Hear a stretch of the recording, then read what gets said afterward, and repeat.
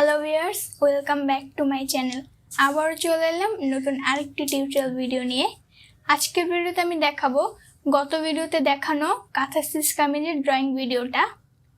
এইটাই আজকে আমি আপনাদের সাথে শেয়ার করব। তার আগে যারা আমার চ্যানেলটিকে এখনও সাবস্ক্রাইব করেননি, অবশ্যই সাবস্ক্রাইব করে পাশে থাকা বেল আইকনটিতে ক্লিক করে রাখবেন। চলুন শুরু করা যাক।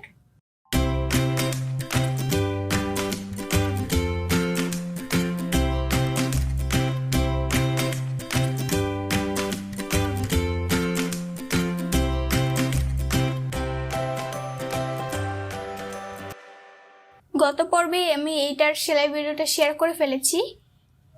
এখন আমি এটা কালোর উপর আরেকটা কালার কম্বিনেশন করেছি, গোলাপি সবুজ পেস্ট কালার দিয়ে। ড্রয়িংটা এখন আমি দেখাচ্ছি।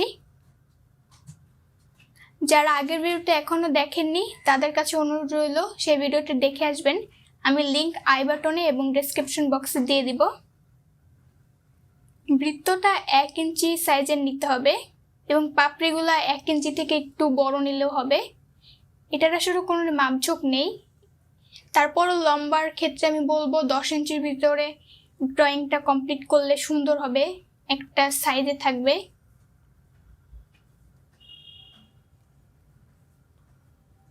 ছয়টা পাপড়ি দিয়ে নেব।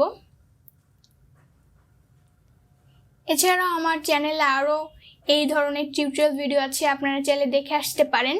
চ্যানেলটি ভিজিট করলে আরও সুন্দর সুন্দর ভিডিওগুলো আপনারা পেয়ে যাবেন। চ্যানেলটি যদি ভালো লাগে অবশ্যই সাবস্ক্রাইব করবেন। আর যারা ফেসবুক পেজে এখনও জয়েন করেনি তাদের কাছে অনুরোধ রইল আপনারা চাইলে জয়েন করতে পারেন। দুই সাইড থেকে 2টা পাতা দিব।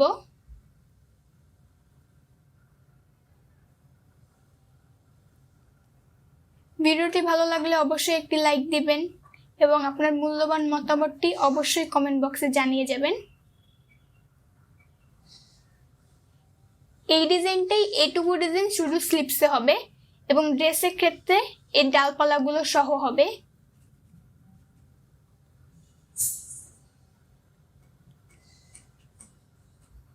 ড্রয়িংটা খুবই সহজ, সবাই আঁকতে পারবে। আর ডালপালাগুলো যদি এরকম করে আপনারা না আঁকতে পারেন, ইচ্ছা মতন দিতে পারেন, তবে একটু এরকম আঁকলেই ভালো।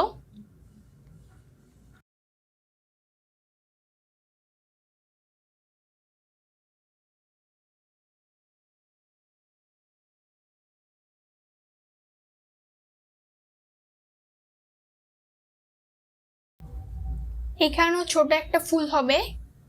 এটা বেশি বড় করার দরকার নাই, ছোট সাইজের হলেই হবে।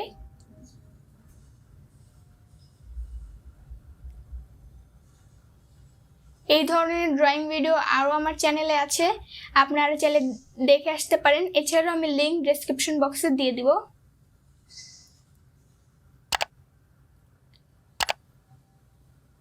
দেখছেন যে এইভাবে করতেছি, সেম একইভাবে করলে আশা করি আপনারা পারবেন ড্রয়িংটা। এবং ড্রয়িংটা যেমন সহজ, কাজটাও ঠিক একই সহজ।